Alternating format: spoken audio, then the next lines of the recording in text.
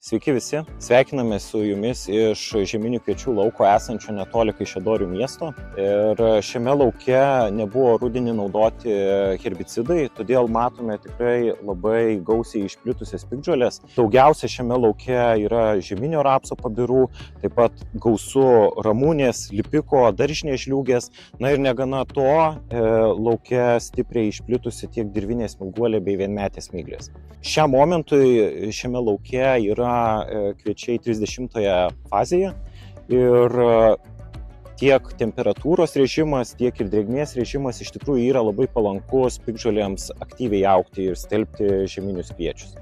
Taigi, turint tokį didelį kiekį piktžolių, purškimo reikėtų neatidėlioti ir atlikti ateinančiomis dienomis.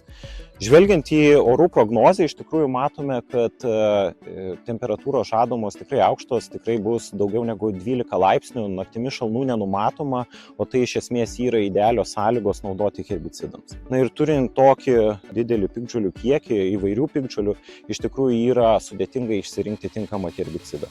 Tačiau Husar Active Plus yra puikus sprendimas tokiem probleminiam laukam.